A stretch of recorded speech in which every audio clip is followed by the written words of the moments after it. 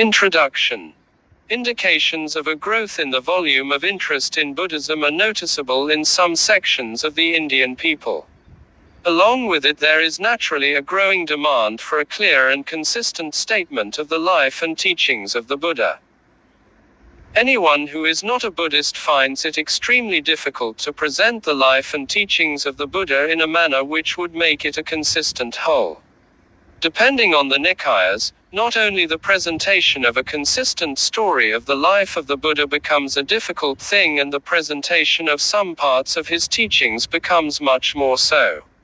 Indeed, it would not be an exaggeration to say that of all the founders of religions in the world, the presentation of the life and teachings of the founder of Buddhism presents a problem which is quite puzzling, if not baffling. Is it not necessary that these problems should be solved, and the path for the understanding of Buddhism be made clear? Is it not time that those who are Buddhists should take up these problems, at least for general discussion, and throw what light they can on these problems?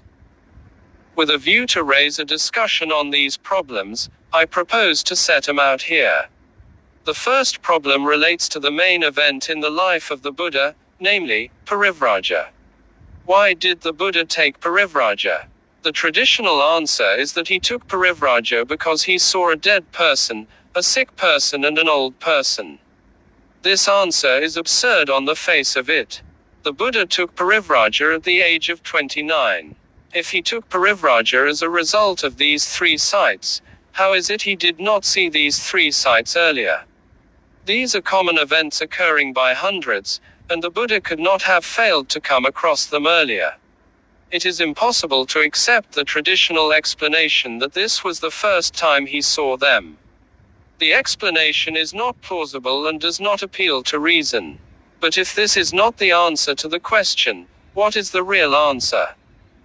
The second problem is created by the four Aryan truths. Do they form part of the original teachings of the Buddha? This formula cuts at the root of Buddhism. If life is sorrow, death is sorrow, and rebirth is sorrow, then there is an end of everything. Neither religion nor philosophy can help a man to achieve happiness in the world. If there is no escape from sorrow, then what can religion do, what can Buddha do, to relieve man from such sorrow which is ever there in birth itself? The four Aryan truths are a great stumbling block in the way of non-Buddhists accepting the gospel of Buddhism. For the four Aryan truths deny hope to man. The four Aryan truths make the gospel of the Buddha a gospel of pessimism. Do they form part of the original gospel, or are they a later accretion by the monks? The third problem relates to the doctrines of soul, of karma and rebirth. The Buddha denied the existence of the soul. But he is also said to have affirmed the doctrine of karma and rebirth. At once a question arises. If there is no soul, how can there be karma? If there is no soul, how can there be rebirth? These are baffling questions. In what sense did the Buddha use the words karma and rebirth? Did he use them in a different sense than the sense in which they were used by the Brahmins of his day? If so, in what sense? Did he use them in the same sense in which the Brahmins used them? If so, is there not a terrible contradiction between the denial of the soul and the affirmation of karma and rebirth? This contradiction needs to be resolved. The fourth problem relates to the bhikkhu. What was the object of the Buddha in creating the bhikkhu? Was the object to create a perfect man? Or was his object to create a social servant devoting his life to service of the people and being their friend, guide and philosopher? This is a very real question.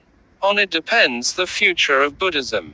If the bhikkhu is only a perfect man, he is of no use to the propagation of Buddhism, because though a perfect man, he is a selfish man.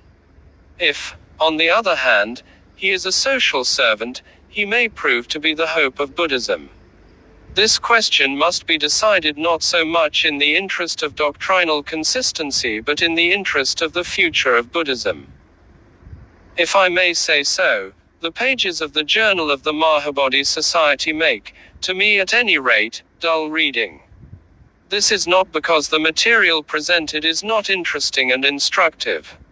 The dullness is due to the fact that it seems to fall upon a passive set of readers. After reading an article, one likes to know what the reader of the journal has to say about it. But the reader never gives out his reaction. This silence on the part of the reader is a great discouragement to the writer. I hope my questions will excite the readers to come and make their contribution to their solution.